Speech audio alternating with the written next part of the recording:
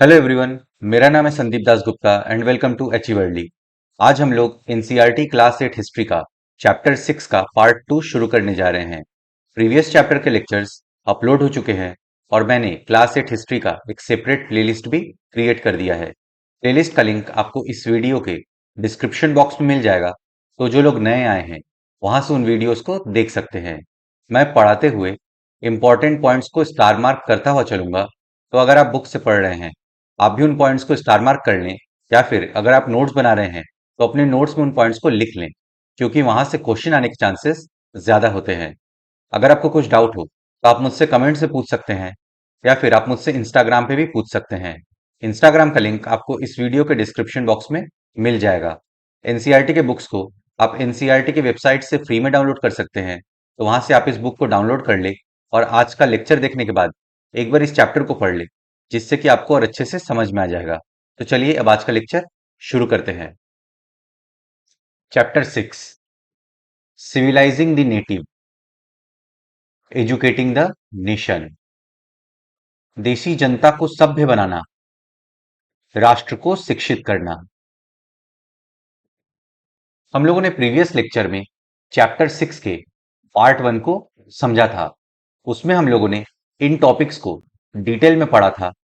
आपको इस वीडियो के डिस्क्रिप्शन बॉक्स में चैप्टर 6 के पार्ट 1 के लेक्चर का लिंक मिल जाएगा। अगर आपने वो वीडियो नहीं देखा है तो वो वीडियो आप पहले देख लें, फिर इस लेक्चर को देखें, जिससे कि आपको और अच्छे से समझ में आएगा। आज हम लोग चैप्टर 6 के पार्ट 2 को शुरू करेंगे और उसमें हम इन टॉपिक्स को एक एक करके कवर करेंगे। तो चलिए अब आज का लेक्चर शुरू करते हैं। हम लोग पढ़ेंगे लोकल स्कूल्स के बारे में। What happened to the local schools, स्थानीय पाठशालाओं का क्या हुआ। Do you have any idea of how children were taught in pre British times. जब अंग्रेज भारत में नहीं आए थे तब यहाँ के बच्चे किस तरह से पढ़ते थे, उनको किस तरह से पढ़ाया जाता था, इस लेक्चर में हम लोग आज समझेंगे। क्या आपको कुछ अंदाजा है कि अंग्रेजों से पहले यहाँ बच्चों को किस तरह पढ़ाया जाता था? Have you ever wondered whether they went to schools.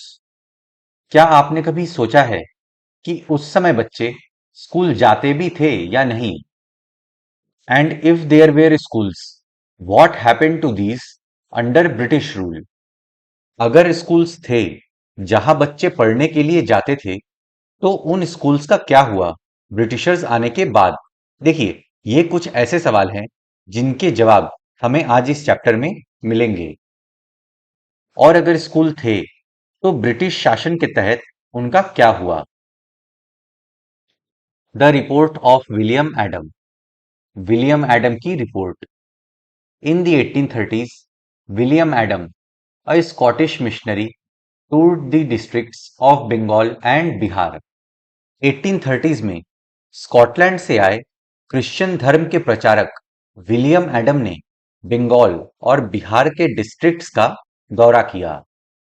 1830 के दशक में स्कॉटलैंड से आए ईसाई प्रचारक विलियम एडम ने बंगाल और बिहार के जिलों का दौरा किया। He had been asked by the company to report on the progress of education in vernacular schools. East India company ने विलियम एडम से एक रिपोर्ट मांगी थी कि वर्नाकुलर स्कूल्स यानी देशी स्कूल में एजुकेशन का क्या प्रोग्रेस है। तो रिपोर्ट तैयार करने की जिम्मेदारी विलियम एडम के पास थी। कंपनी ने उन्हें देशी स्कूलों में शिक्षा की प्रगति पर रिपोर्ट तैयार करने का जिम्मा सौंपा था। The report Adam produced is interesting. Adam ने जो रिपोर्ट तैयार की वो दिलचस्प थी। देखिए, विलियम एडम के नाम पे आप स्टार मार्क कर लीजिए, क्योंकि यहां से आपसे क्वेश्चन पूछा जा सकता है कि वर्नाकुलर स्कूल्स में एजुकेशन के प्रोग्रेस के लिए किसने रिपोर्ट बनाया था। तो आपका आंसर होगा William Adam. Adam found that there were over 1 lakh pathshalas in Bengal and Bihar. William Adam ने पाया कि बंगाल और बिहार में 1 लाख से भी ज्यादा पाठशालाएं हैं। एडम ने पाया कि बंगाल और बिहार में 1 लाख से ज्यादा पाठशालाएं हैं। These were small institutions with no more than 20 students each. ये पाठशालाएं छोटे छोटे इंस्टीट्यूशंस थे। एक पाठशाला में लगभग 20 स्टूडेंट्स पढ़ते थे। ये बहुत छोटे छोटे केंद्र थे जिनमें आमतौर पर 20 से ज्यादा विद्यार्थी नहीं होते थे। But the total number of children being taught in these पाठशालास was considerable over 20 lakh. इन 1 लाख से भी ज्यादा पाठशालाओं में लगभग 20 लाख से ज्यादा बच्चे पढ़ते थे। फिर भी इन पाठशालाओं में पढ़ने वाले बच्चों की कुल संख्या काफी बड़ी यानी 20 लाख से भी ज्यादा थी। These institutions were set up by wealthy people or the local community. ये पाठशालाएं अमीर लोगों द्वारा या फिर लोकल कम्युनिटी यानी स्थानीय समुदाय द्वारा बनाई गई थी और चलाई जा रही थी। ये पाठशालाएं संपन्न लोगों या स्थानीय समुदाय द्वारा चलाई जा रही थी। At times they were started by a teacher, guru. कभी कभी ये पाठशालाएं टीचर द्वारा भी शुरू किए जाते थे। कई पाठशालाएं स्वयं गुरु द्वारा ही प्रारंभ की गई थी। The system of education was flexible. शिक्षा का तरीका काफी लचीला था। There were no fixed fee, no printed books, no separate school buildings, no benches और chairs, no blackboards, no system of separate classes, no roll call registers, no annual examinations and no regular time table. कोई fixed fee नहीं थी, कोई books नहीं थे, अलग से कोई स्कूल का बिल्डिंग नहीं था, क्लासरूम्स नहीं थे, चेयर बेंचेस नहीं थे, कोई ब्लैकबोर्ड वगैरह नहीं था, कोई सेपरेट क्लास नहीं होता था, अटेंडेंस वगैरह कुछ था नहीं, कोई एनुअल एग्जाम भी नहीं होता था, कोई रेगुलर टाइम टेबल भी फॉलो नहीं होता था। इसलिए ये एजुकेशन सिस्टम फ्लेक्सिबल था। बच्चों की फीस निश्चित नहीं थी, छपी हुई किताबें नहीं होती थी, पाठशाला की इमारत अलग से नहीं बनाई जाती थी, बेंच और कुर्सियां नहीं होती थी, ब्लैकबोर्ड नहीं होते थे, अलग से कक्षाएं लेने, बच्चों की हाजिरी लेने का कोई इंतजाम नहीं होता था, सालाना इम्तिहान और नियमित समय सारणी जैसी कोई व्यवस्था नहीं थी। In some places classes were held under a banyan tree, in other places in the corner of a village shop और टेम्पल और एट गुरुज होम। कुछ जगहों पे ये क्लासेस बरगद के पेड़ के नीचे लगती थी, कभी कभी गांव के दुकान के पास, कभी किसी मंदिर में, तो कभी गुरुओं यानी टीचर के घर में क्लासेस लगती थी। कुछ पाठशालाएं बरगद की छांव में ही चलती थी, तो कई गांव की किसी दुकान या मंदिर के कोने में या गुरु के घर पर ही बच्चों को पढ़ाया जाता था। Fee depended on the income of parents, the rich had to pay more than the poor. Fees parents के कमाई पे डिपेंड करती थी। अमीर लोगों को ज्यादा फीस देनी पड़ती थी और गरीब लोगों को कम फीस देनी पड़ती थी। बच्चों की फीस उनके माँ बाप की आमदनी से तय होती थी। अमीरों को ज्यादा और गरीबों को कम फीस देनी पड़ती थी। Teaching was oral and the guru decided what to teach in accordance with the need of the students. Teaching orally होता था यानी मौखिक रूप में पढ़ाई होती थी। टीचर डिसाइड करते थे कि क्या पढ़ाना है, स्टूडेंट्स को क्या पढ़ने की जरूरत है, ये देख के गुरु पढ़ाते थे। शिक्षा मौखिक होती थी और क्या पढ़ाना है, ये बात विद्यार्थियों की जरूरतों को देखते हुए गुरु ही तय करते थे। Students were not separated out into different classes, all of them sat together in one place.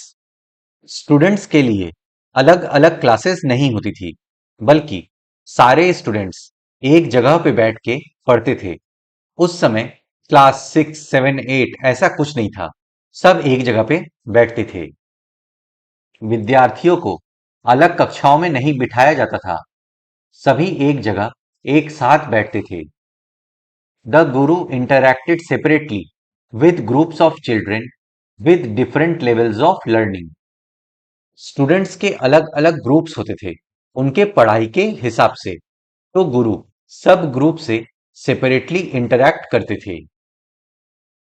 अलग अलग स्तर के विद्यार्थियों के साथ गुरु अलग से बात कर लेते थे। Adam discovered that this flexible system was suited to local needs.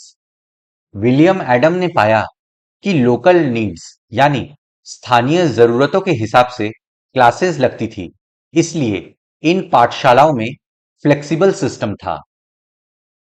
Adam ने पाया कि ये लचीली प्रणाली स्थानीय आवश्यकताओं के लिए काफी अनुकूल है। For instance, classes were not held during harvest time when rural children often worked in the fields. Harvesting season में यानी फसल कटाई के समय गांव के बच्चों को खेतों में काम करने के लिए जाना पड़ता था, तो उस वक्त क्लासेस नहीं होते थे। उदाहरण के लिए फसलों की कटाई के समय कक्षाएं बंद हो जाती थी, क्योंकि उस समय गांव के बच्चे प्रायः खेतों में काम करने चले जाते थे। दी पाठशाला started once again when the crops had been cut and stored. जब फसल की कटाई हो जाती थी और उसको स्टोर कर लिया जाता था, तब फिर से क्लासेस शुरू हो जाती थी। कटाई और अनाज निकल जाने के बाद पाठशाला दोबारा शुरू हो जाती थी। This meant that even children of peasant families could study. इसका मतलब ये था किसान परिवार के बच्चे भी पढ़ाई कर सकते थे। इसका परिणाम ये था कि साधारण काश्तकारों के बच्चे भी पढ़ाई कर सकते थे। अब जो हमारा नेक्स्ट टॉपिक है वो है न्यू रूटीन्स, न्यू रूल्स। नई दिनचर्या, नए नियम। Up to the mid 19th century, the company was concerned primarily with higher education.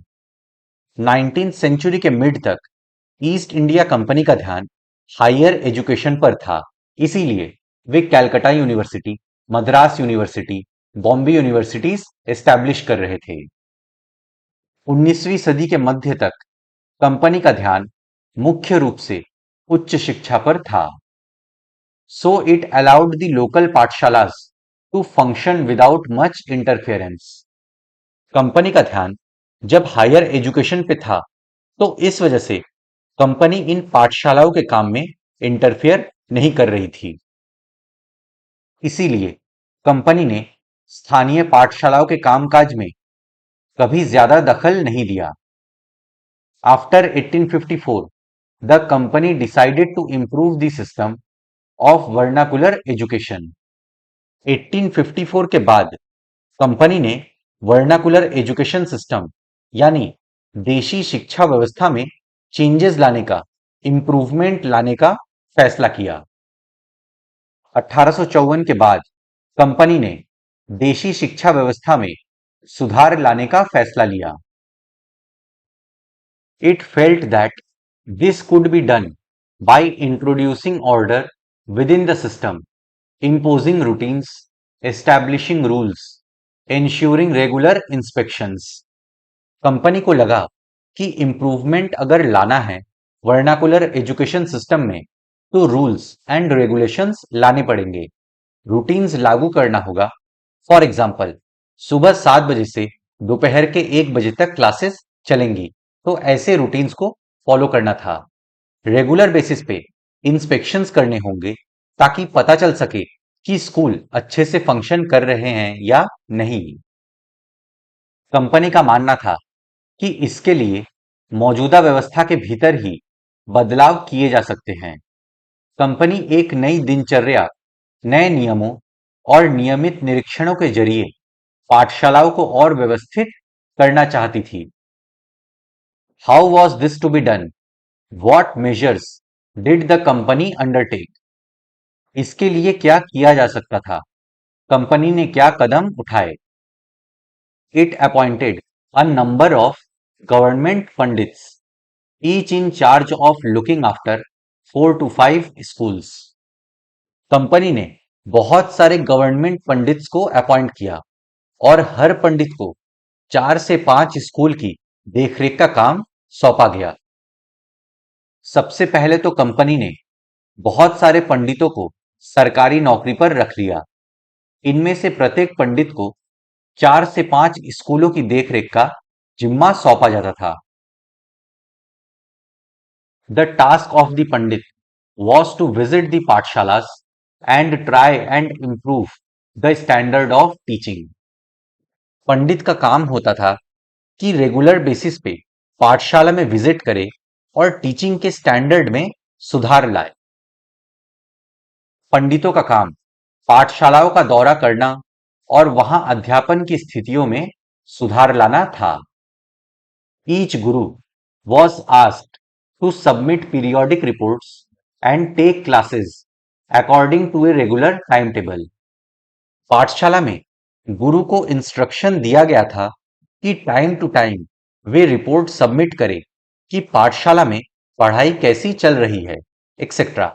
गुरु को यह भी बोला गया था कि टाइम टेबल के हिसाब से पाठशाला में पढ़ाना है। प्रत्येक गुरु को निर्देश दिया गया कि वे समय समय पर अपने स्कूल के बारे में रिपोर्ट भेजें और कक्षाओं को नियमित समय सारिणी के अनुसार पढ़ाएं।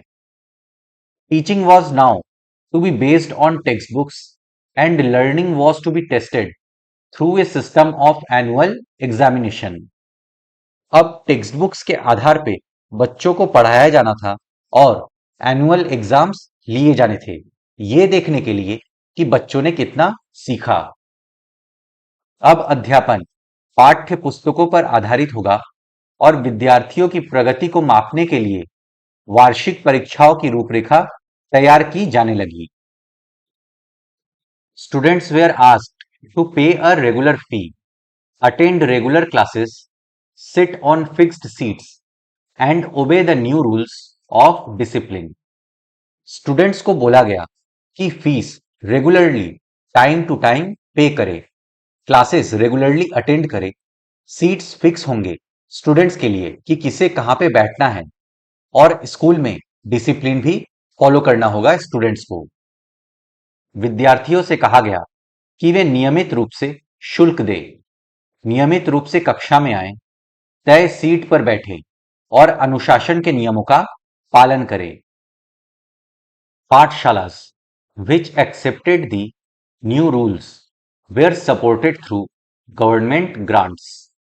जिन पाठशालाओं ने इन नए रूल्स एंड रेगुलेशंस को मान लिया था, उनको गवर्नमेंट के तरफ से ग्रांट यानी अनुदान दिया गया था, मतलब उनको गवर्नमेंट के तरफ से पैसा मिला था। नए नियमों पर चलने वाली पाठशालाओं को सरकारी अनुदान मिलने लगे। Those who were unwilling to work within the new system received no government support. जिन पाठशालाओं ने इन नए रूल्स एंड रेगुलेशंस को फॉलो नहीं किया, उनको गवर्नमेंट के तरफ से कोई भी सपोर्ट, कोई भी समर्थन, कोई भी हेल्प नहीं मिला। जो पाठशालाएं नई व्यवस्था के भीतर काम करने को तैयार नहीं थी, उन्हें कोई सरकारी सहायता नहीं दी जाती थी।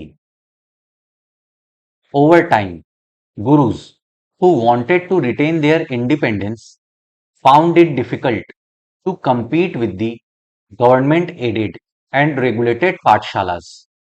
जैसे जैसे समय बीता और जिन गुरुओं ने रूल्स एंड रेगुलेशंस को फॉलो नहीं किया था और इंडिपेंडेंटली पढ़ा रहे थे बच्चों को, उनको समझ में आने लगा कि उनकी पाठशालाएं गवर्नमेंट के रूल्स एंड रेगुलेशन से चलने वाली पाठशालाओं की तुलना में कमजोर पड़ने लगी हैं, क्योंकि इन्हें गवर्नमेंट के तरफ से पैसा नहीं मिल रहा था, और जब पैसा नहीं मिल रहा था तो इनके पास रिसोर्सेज भी नहीं थे। जिन गुरुओं ने सरकारी निर्देशों का पालन करने के बजाय अपनी स्वतंत्रता बनाए रखी, वे सरकारी सहायता प्राप्त और नियमों से चलने वाली पाठशालाओं के सामने कमजोर पड़ने लगे। The new rules and routines had another consequence. इन नए नियमों और दिनचर्या का एक और भी नतीजा हुआ। In the earlier system, children from poor peasant families had been able to go to पाठशालास since the timetable was flexible। पहले के पाठशाला फ्लेक्सिबल थे, तो किसान के बच्चे भी इन पाठशालाओं में जाके पढ़ पाते थे, और जब खेत में काम होता तब पाठशाला बंद हो जाते, जिससे बच्चों का पढ़ाई में नुकसान नहीं होता था।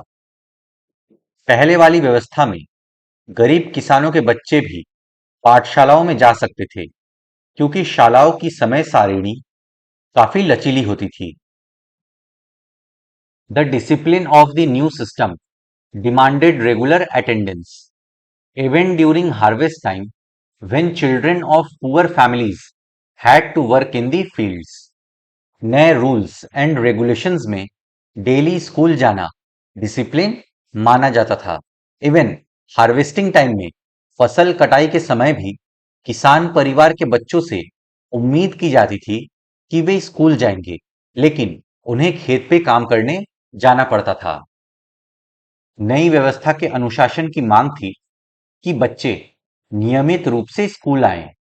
अब कटाई के मौसम में भी बच्चों का स्कूल में आना जरूरी था, जबकि उस समय गरीब घरों के बच्चे खेतों में काम करने जाया करते थे।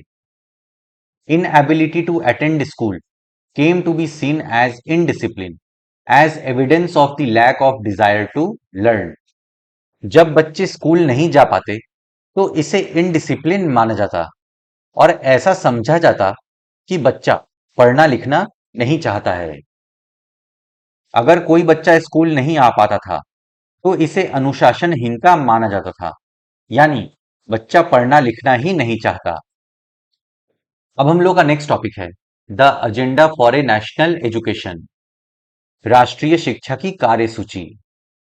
British officials were not the only people thinking about education in India. सिर्फ ब्रिटिश ऑफिशियल्स ही नहीं थे जो भारत में शिक्षा के बारे में सोच रहे थे। केवल अंग्रेज अफसर ही भारत में शिक्षा के बारे में नहीं सोच रहे थे। From the early 19th century, many thinkers from different parts of India began to talk of the need for a wider spread of education। Early 19th century से देश के विभिन्न भागों में बहुत से विचारक भारत में एजुकेशन के विस्तार पर बातें करने लगे थे। 19वीं सदी की शुरुआत से ही भारत के विभिन्न भागों के बहुत सारे विचारक शिक्षा के व्यापक प्रसार की जरूरत पर जोर देने लगे थे। Impressed with the developments in Europe, some Indians felt that Western education would help modernize India। Europe के डेवलपमेंट से इंप्रेस होके कुछ विचारकों का यह मानना था कि वेस्टर्न एजुकेशन से मॉडर्नाइजेशन में हमें मदद मिलेगी।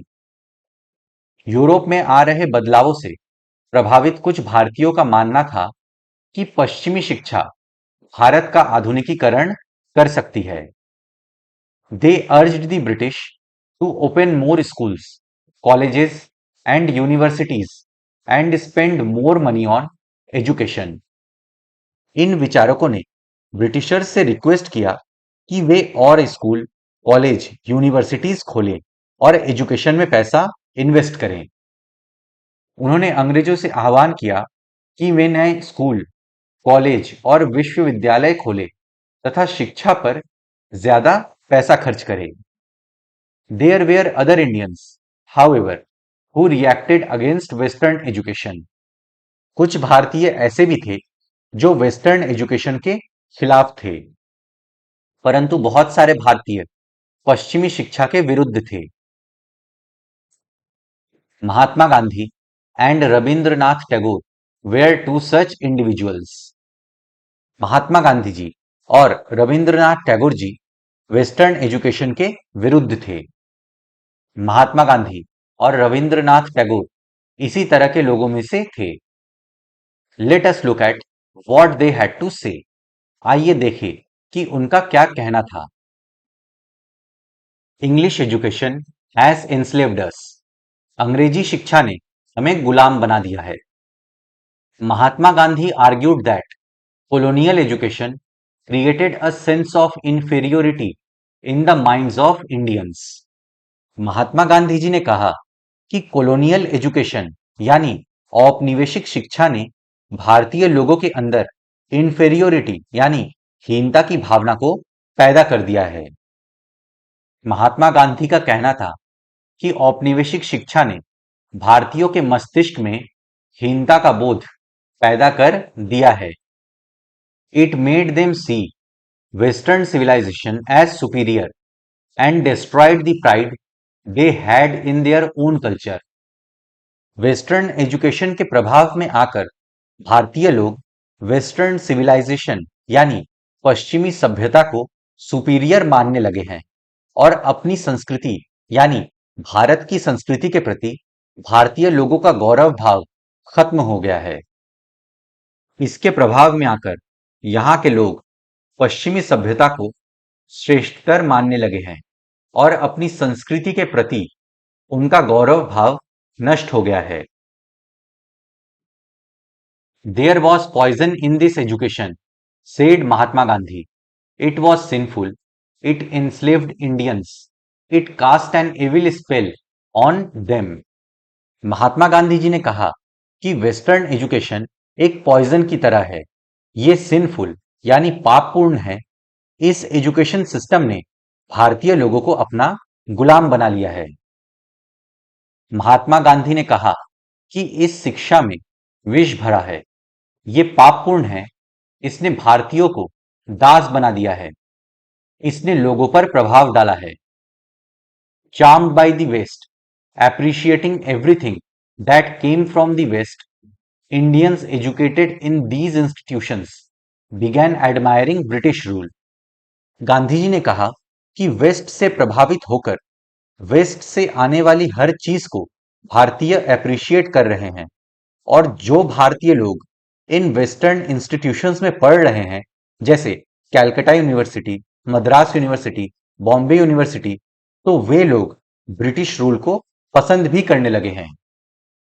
उनके मुताबिक पश्चिम से अभिभूत, पश्चिम से आने वाली हर चीज की प्रशंसा करने वाले इन संस्थानों में पढ़ने वाले भारतीय ब्रिटिश शासन को पसंद करने लगे थे। Mahatma Gandhi wanted an education that could help Indians recover their sense of dignity and self-respect. महात्मा गांधी जी एक ऐसा एजुकेशन सिस्टम चाहते थे जिसमें भारतीय लोगों को डिग्निटी और सेल्फ रिस्पेक्ट वापस मिले। महात्मा गांधी एक ऐसी शिक्षा के पक्षधर थे जो भारतीयों के भीतर प्रतिष्ठा और स्वाभिमान का भाव पुनर्जीवित करे। During the national movement, he urged students to leave educational institutions in order to show to the British that Indians were no longer willing to be enslaved.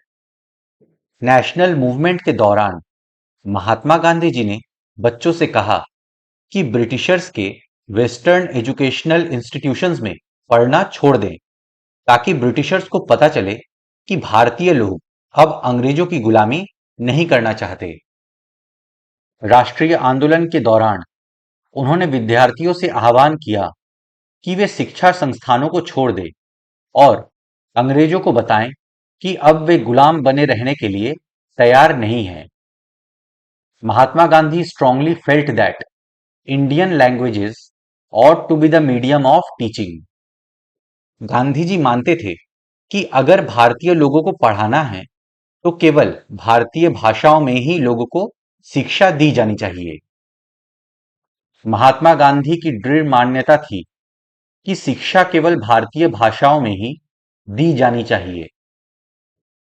Education in English crippled Indians, distanced them from their own social surroundings and made them strangers in their own lands.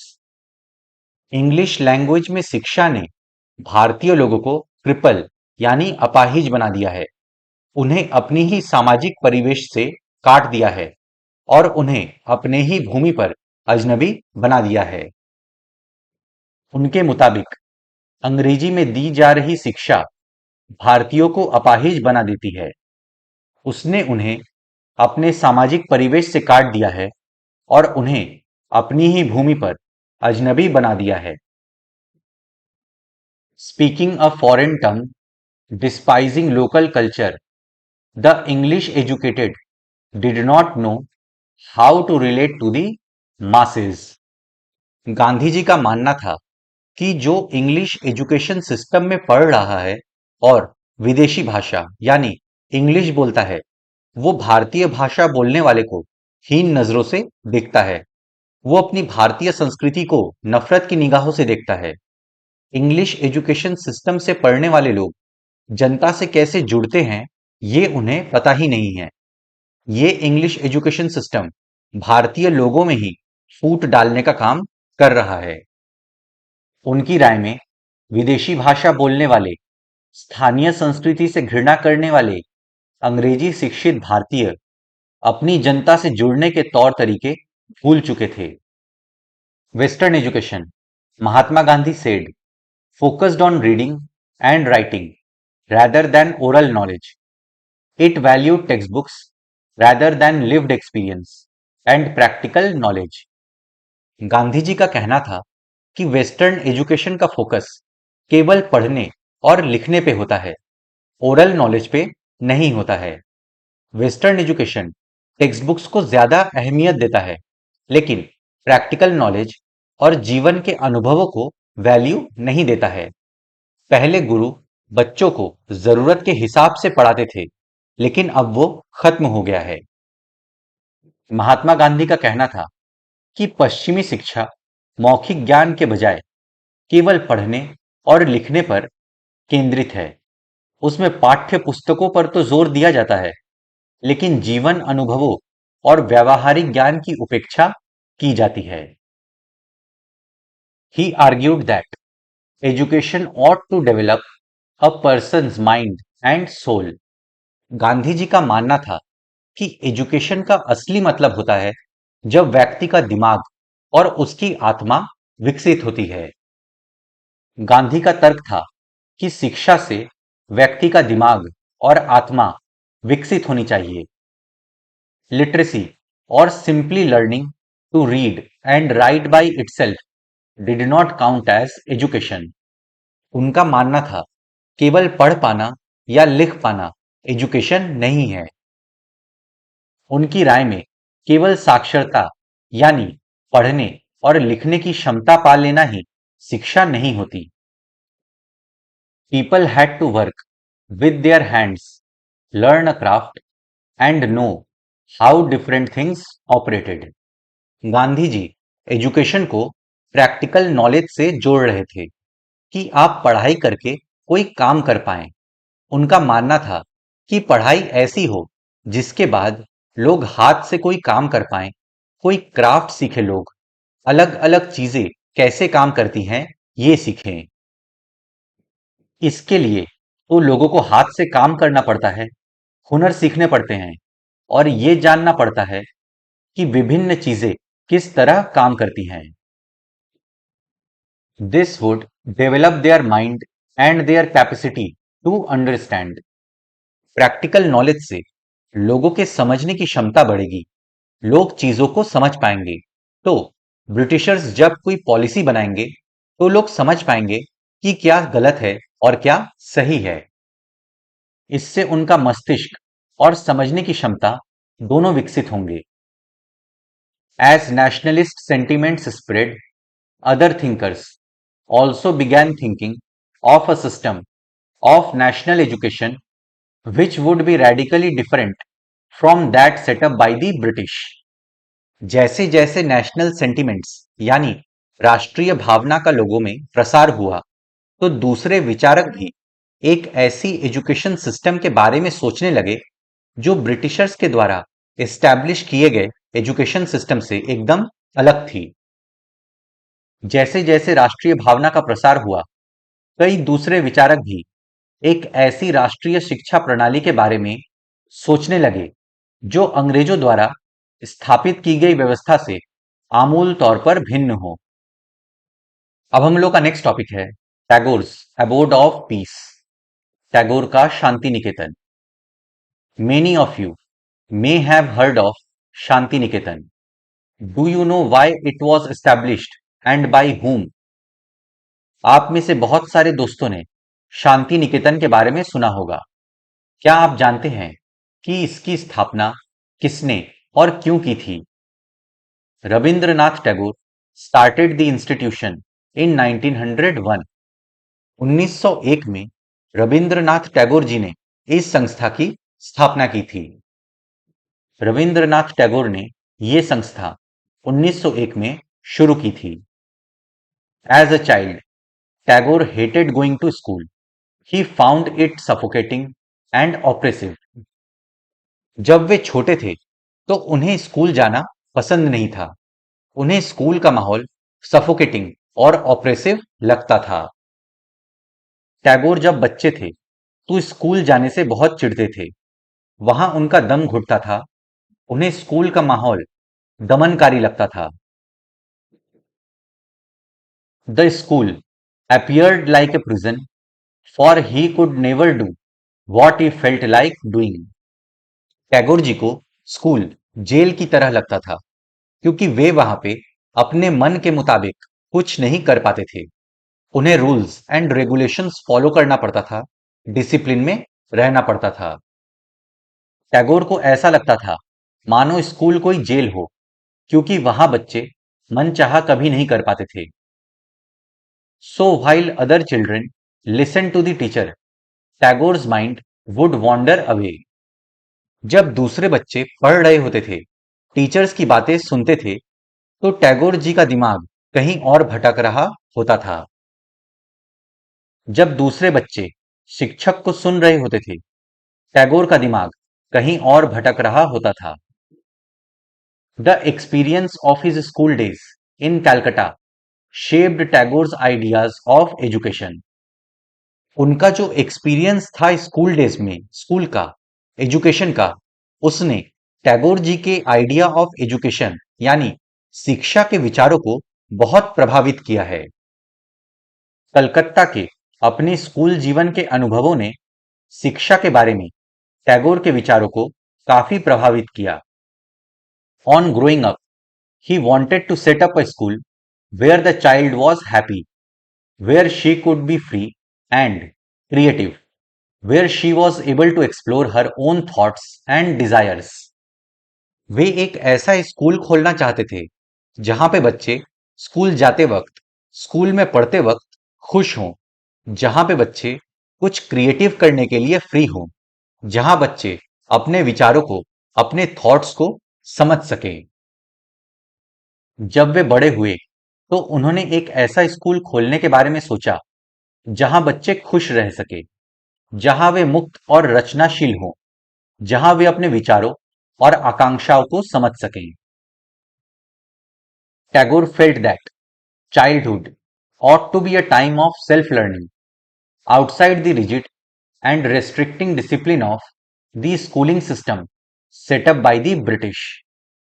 Tagore ji का मानना था कि Britishers ने जो education system का एक rigid structure बनाया है, जहां केवल टेक्स्ट बुक्स पढ़ो, रूल्स एंड रेगुलेशंस को फॉलो करो, इन चीजों से एजुकेशन सिस्टम को फ्री करना पड़ेगा और बच्चों में सेल्फ लर्निंग प्रमोट करना पड़ेगा, क्योंकि बचपन का समय अपने आप सीखने का समय होता है।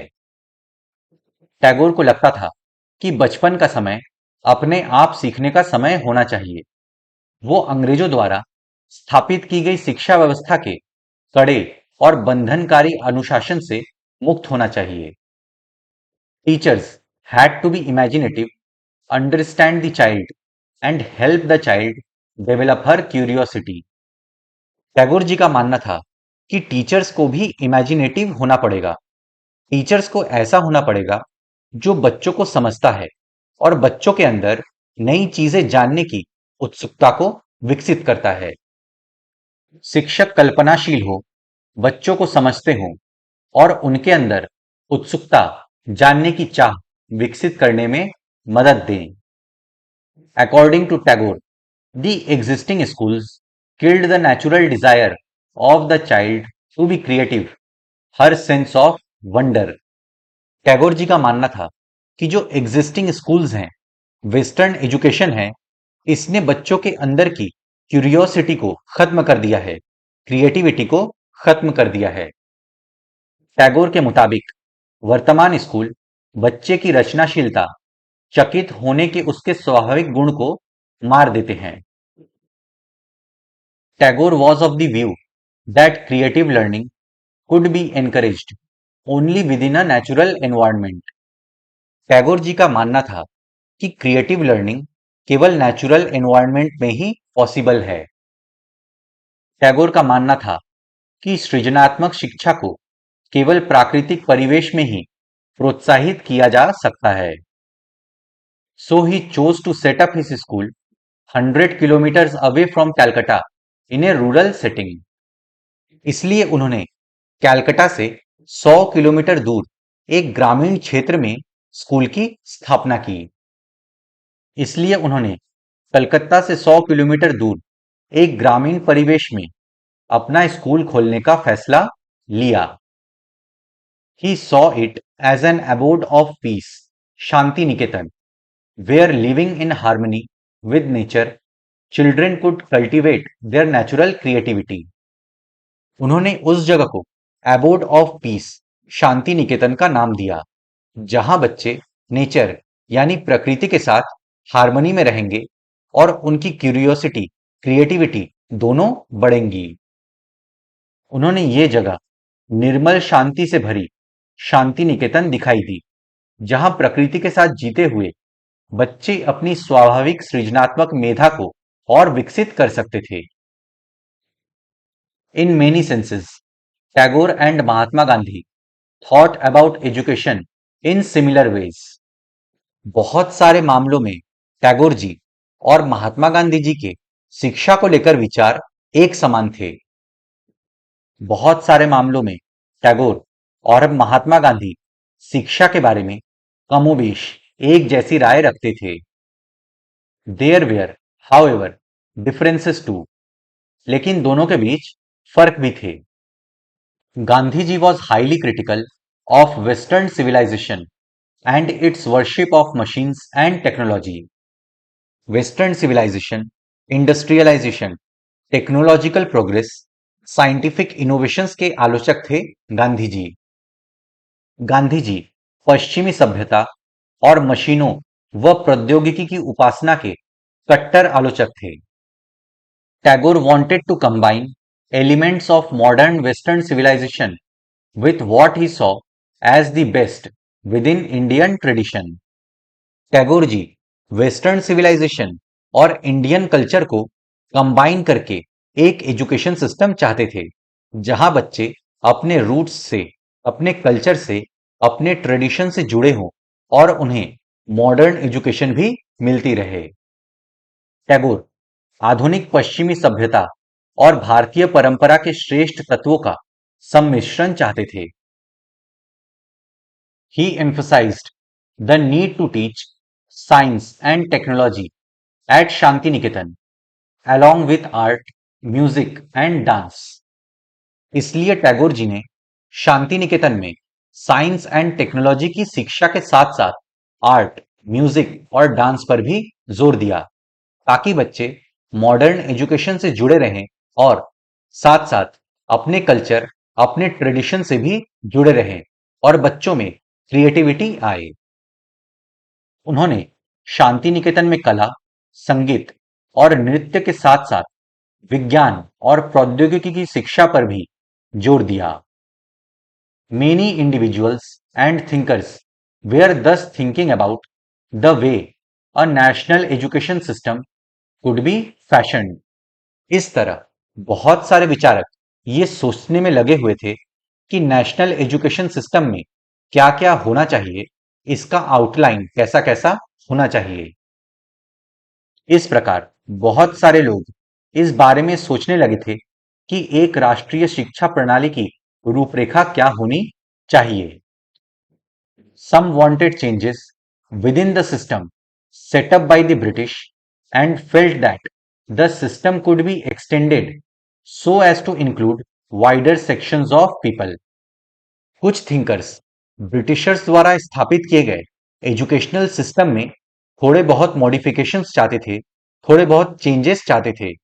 उनका मानना था कि इस एजुकेशन सिस्टम को इस प्रकार फैलाना चाहिए ताकि wider section of the society इसमें जुड़ पाए। कुछ लोग अंग्रेजों द्वारा स्थापित की गई व्यवस्था में परिवर्तन चाहते थे। उनका मानना था कि इसी व्यवस्था को इस तरह फैलाया जाए कि उसमें ज्यादा से ज्यादा लोगों को पढ़ने के मौके मिले। Others urged that alternative systems to be created so that people were educated into a culture that was truly national. बाकी थिंकर्स ने बोला कि एक सेपरेट एजुकेशन सिस्टम होना चाहिए जिसमें हमारे खुद के कल्चर हों, ट्रेडिशंस हों, ताकि बच्चों को नेशनल कल्चर, नेशनल ट्रेडिशन से अवगत कराया जा सके। इसके विपरीत बहुत सारे लोग ऐसे भी थे जो एक वैकल्पिक व्यवस्था चाहते थे ताकि लोगों को सच्चे अर्थों में राष्ट्रीय संस्कृति की शिक्षा दी जा सके। Who was to define what was truly national? The debate about what this national education ought to be continued till after independence. कौन तय करे कि सच्चे अर्थों में राष्ट्रीय क्या होता है? इस राष्ट्रीय शिक्षा की बहस स्वतंत्रता के बाद भी जारी रही। अब हम लोग पढ़ेंगे औरोबिंदो घोष के बारे में। Aurobindo Ghosh in a speech delivered on January 15, 1908 in Bombay, Aurobindo Ghosh stated that the goal of national education was to awaken the spirit of nationality among the students. 15 जनवरी 1908 में बॉम्बे में औरोबिंदो घोष जी ने एक स्पीच दिया था। उसमें उन्होंने बोला कि नेशनल एजुकेशन का गोल होना चाहिए बच्चों में नेशनलिटी यानी राष्ट्रीयता के भाव को जगाना। औरोबिंदो घोष ने 15 जनवरी 1908 को बॉम्बे में अपने एक संभाषण में राष्ट्रीय शिक्षा पर बोलते हुए कहा कि इसका लक्ष्य छात्रों में राष्ट्रीयता का भाव जागृत करना है। This required a contemplation of the heroic deeds of our ancestors. इस नेशनल एजुकेशन सिस्टम में हमें अपने पूर्वजों के बारे में जानना चाहिए जिन्होंने अपना जीवन देश को समर्पित कर दिया। इसके लिए अपने पूर्वजों के साहसिक कार्यों पर गहराई से चिंतन करना आवश्यक होगा।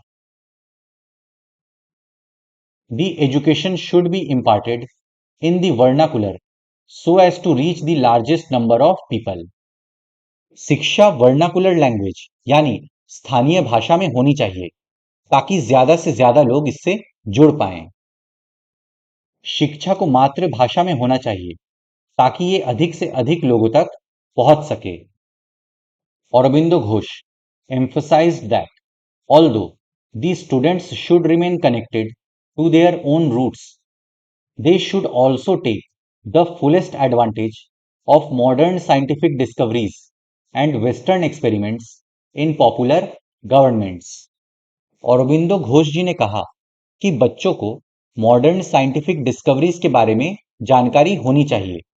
देश विदेश में क्या हो रहा है इन सब के बारे में पढ़ना चाहिए, लेकिन अपने रूट से, कल्चर से, ट्रेडिशन से जुड़े रहना चाहिए।